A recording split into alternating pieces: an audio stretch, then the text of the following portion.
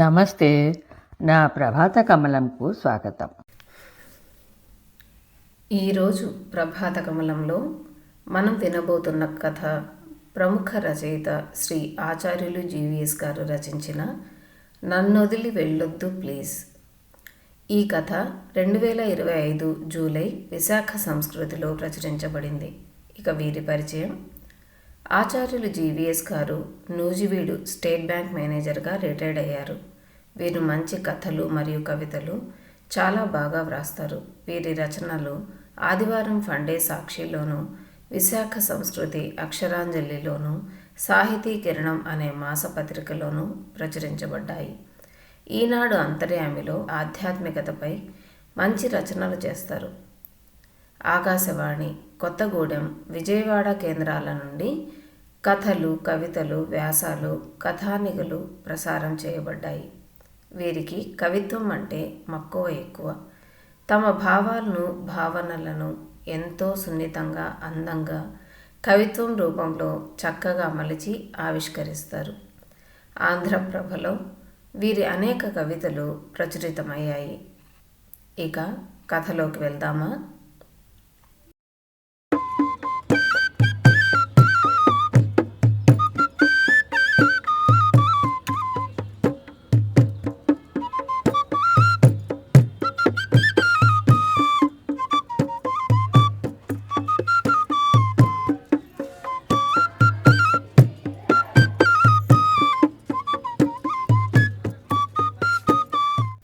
తుఫాను ముందర ప్రశాంతత నింపుకున్న ప్రకృతిలాగా, అలల హడావిడి లేని కడలిలాగా, కదిలితే ఎక్కడ కరిగిపోతామేమో అన్నట్టుగా స్తబ్దత ఆవరించిన మేఘంలాగా, హాయిగా, ప్రశాంతంగా, ఎటువంటి అలసట కనపడని ముఖంపై ఫ్యాన్ గాలికి రెపరెపలాడుతూ ముంగుర్లు నాట్యం చేస్తున్నా ఏమీ పట్టనట్టు, మా ఆయన నా పక్కన ఉండగా నాకేంటి అన్నట్టుగా ఆసుపత్రిలో బెడ్పై ఆదమరిచి నిద్రపోతోంది సీత.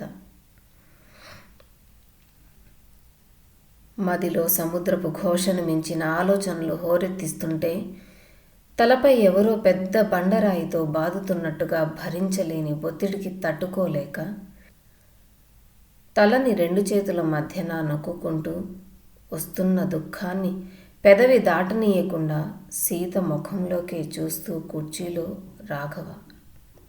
సీత అంటే రాఘవకి పంచప్రాణాలు. సీతకి కూడా అంతే. ఇరువురి తనువులు మాత్రమే వేరు, మనస్సు మాత్రం ఒక్కటే.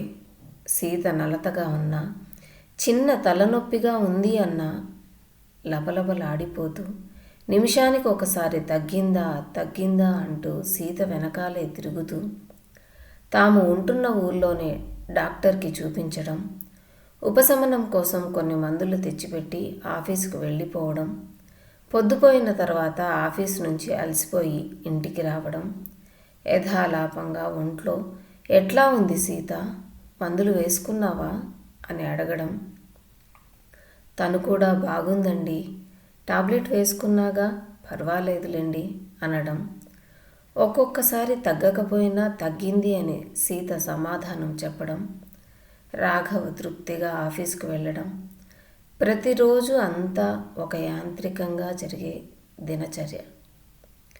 గత 7-8 నెలలుగా ఏదో ఒక అనారోగ్యంతో బాధపడుతూ, ఒంట్లో ఎంత బాగుండకపోయినా బాధనంతా భరిస్తూ తను ఆఫీస్ నుంచి వచ్చేసరికి నవ్వుతూ కనిపించే సీతని గమనిస్తూ ఉన్న రాఘవ ఒక్కసారి కూడా పెద్ద డాక్టర్కు చూపించలేదు.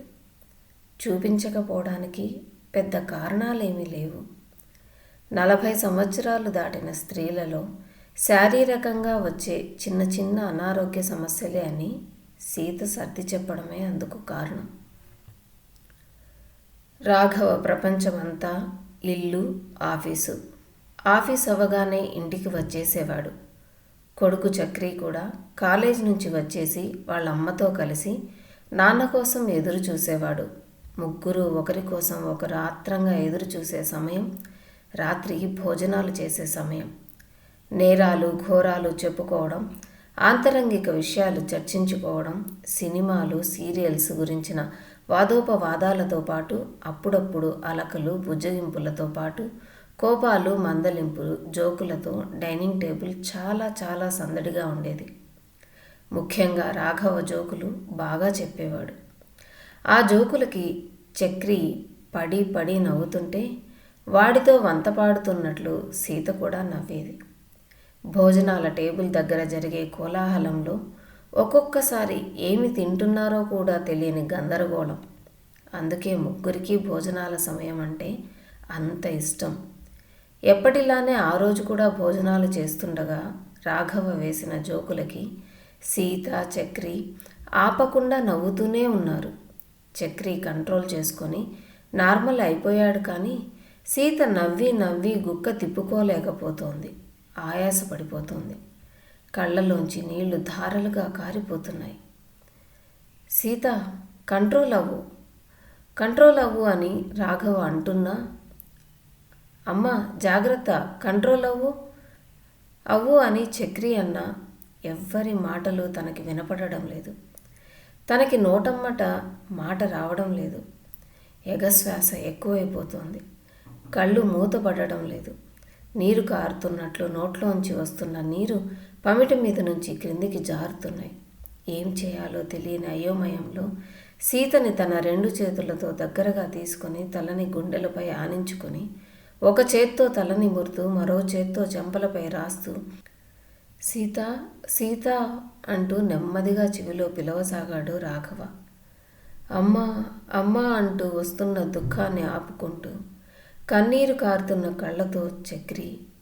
కొన్ని నిమిషాల తర్వాత నిదానంగా సీతకి ఎక్కిళ్ళు రావడంతో గబగబా చక్రి దగ్గర నుంచి గ్లాసు అందుకొని మంచినీళ్లు తాగించాడు రాఘవ. 2 గుటకలు తాగిన తర్వాత ఇక చాలు అన్నట్లు చేతితో సైగ చేసింది. చాలాసేపటి వరకు సీత మామూలు స్థితికి రాలేకపోయింది. నెమ్మదిగా తేరుకుని స్థిమితమైన తర్వాత ముగ్గురు మౌనంగా భోజనాలు ముగించారు.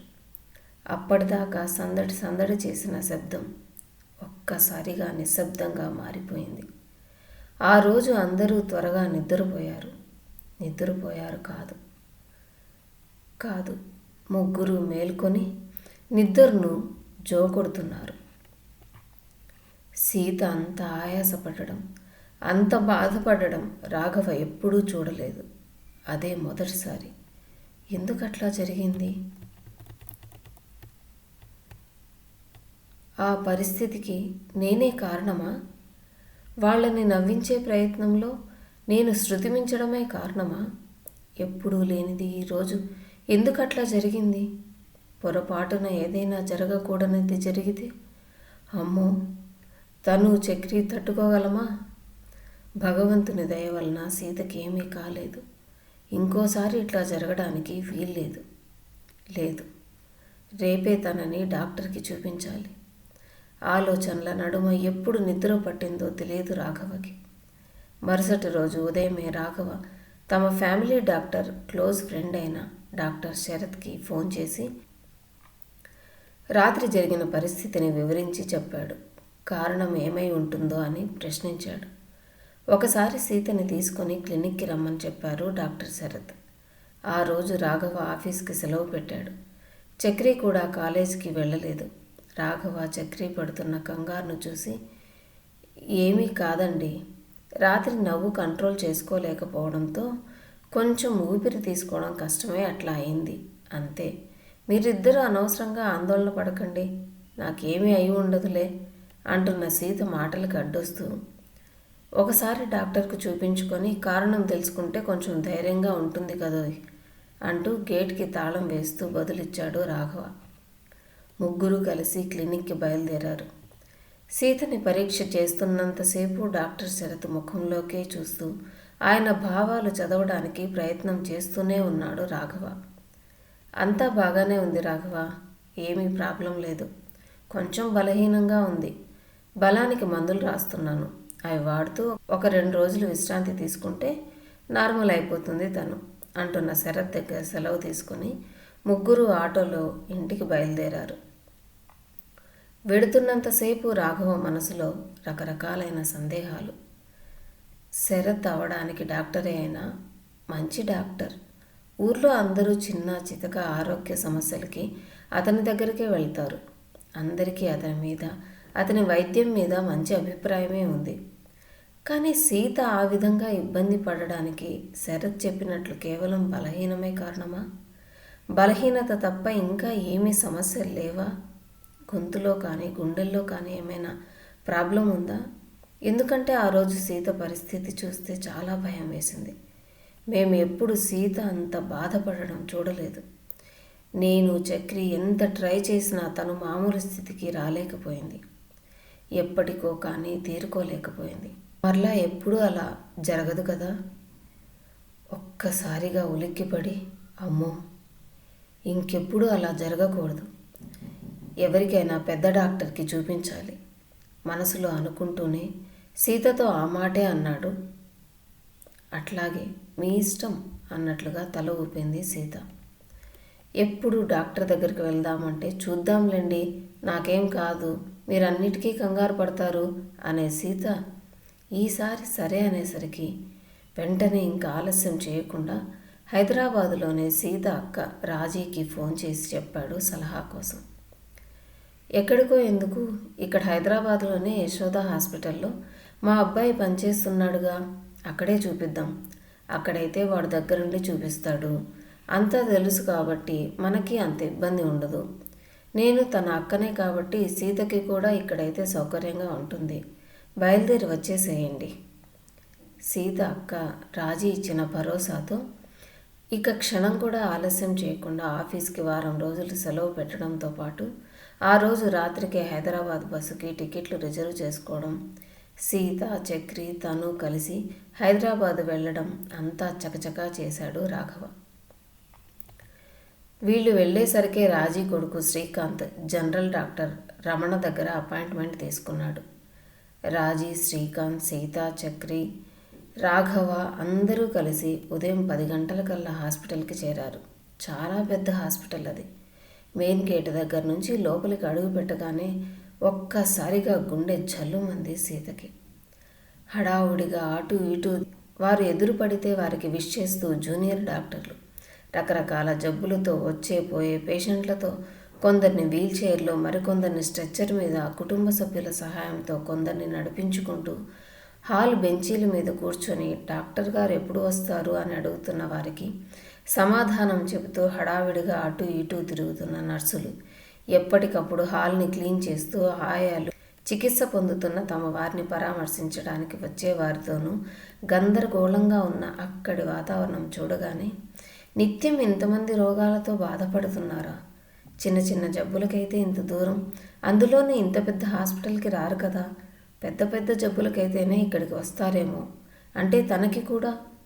అమ్మో, ఒక్కసారిగా సీతలో తెలియని ఆందోళన, భయం. ఆ భయంతోనే రాఘవ చక్రీల కళ్ళలోకి చూస్తూ ఇద్దరి చేతులు గట్టిగా పట్టుకుంది. అమ్మా, ఇది పెద్ద హాస్పిటల్ కదా, ఇక్కడ ప్రతి రోగానికి ప్రత్యేకమైన డాక్టర్లు ఉంటారు. పేషెంట్లను కూడా చాలా శ్రద్ధగా చూస్తారు. ఆ పరీక్షలకని ఈ పరీక్షలకని అటు ఇటు పరిగెత్తక్కర్లేదు. అన్నీ ఇక్కడే చేస్తారు. మంచి సదుపాయాలు కూడా ఉంటాయి. అందుకనే చిన్న రోగమైనా పెద్ద రోగమైనా అందరూ ఈ మధ్య కార్పొరేట్ హాస్పిటల్స్కే పెడుతున్నారు. అమ్మ చేతిని తన చేతిలోకి తీసుకుంటూ అన్నాడు చక్రి. అవునన్నట్టు తల ఊపాడు రాఘవ. 10:30కు డాక్టర్ రమణ రాగానే సీతని లోపలికి రమ్మన్నారు. జనరల్ పరీక్షల అనంతరం అన్ని రిపోర్ట్స్ బాగానే ఉన్నాయి. కాకపోతే లంగ్స్లోనే ఇన్ఫెక్షన్ ఉన్నట్లుగా అనిపిస్తుంది. ఒకసారి ఈ రిపోర్ట్ లంగ్స్ స్పెషలిస్ట్కి చూపిస్తే మంచిది. ఇక్కడే లంగ్స్ స్పెషలిస్ట్ డాక్టర్ టిక్రే గారు ఉన్నారు. ఆయనకి మీ కేసు రిఫర్ చేస్తూ నేను ఫోన్ చేసి చెబుతాను.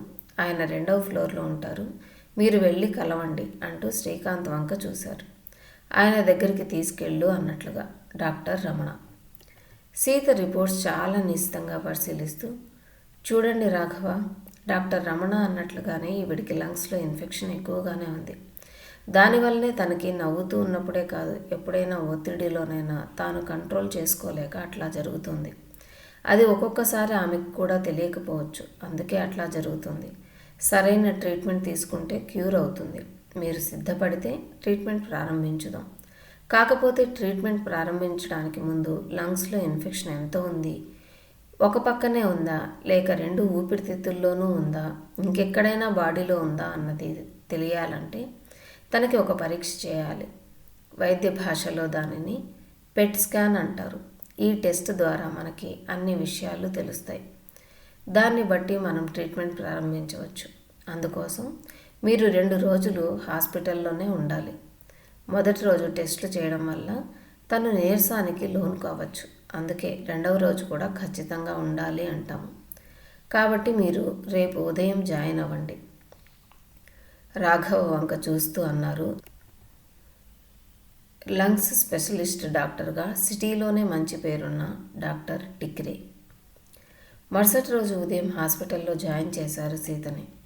రాఘవ, చక్రీలకు తోడుగా సీత అక్క రాజీ, శ్రీకాంత్ కూడా హాస్పిటల్లోనే ఉన్నారు. రాత్రంతా బాగా ఒత్తిడికి గురైనట్లుగా సీత, రాఘవ, చక్రి ముఖాలలో ఆందోళన బాగా స్పష్టంగా కనిపిస్తోంది. సీతని టెస్టుల కోసం ల్యాబ్లోకి తీసుకెళ్లారు. 2-3 గంటల పాటు వివిధ రకాల టెస్టులు, స్కాన్లు చేయడంతో బయటికి వచ్చేసరికి సీత ముఖం చాలా నీరసంగా కనిపించేసరికి రాఘవ తట్టుకోలేకపోయాడు. వస్తున్న బాధని పైకి కనపడకుండా దిగమింగుకుంటున్నాడు. వార్డులోకి తీసుకొచ్చి సీతని బెడ్ మీద పడుకోబెట్టిన తర్వాత రాజీ, శ్రీకాంత్ వెళ్ళిపోయారు. చక్రి హాస్పిటల్లోనే ఉన్న క్యాంటీన్కి టిఫిన్ తీసుకురావడానికని వెళ్ళాడు. భయంతో బేలగా కనిపిస్తున్న రాఘవ వంక చూస్తూ, ఎందుకండి అంత భయపడతారు? కేవలం లంగ్స్లో ఇన్ఫెక్షనే కదా. పెద్ద హాస్పిటల్కి తీసుకొచ్చారు, స్పెషలిస్ట్కి చూపించారు, టెస్టులు చేశారు, రిపోర్ట్ రాగానే మందులు రాసిస్తారు. ఆ మందులు వాడితే అదే తగ్గిపోతుంది. ఇక భయం ఉండదు. మీరు ఎన్ని జోక్స్ అయినా చెప్పవచ్చు.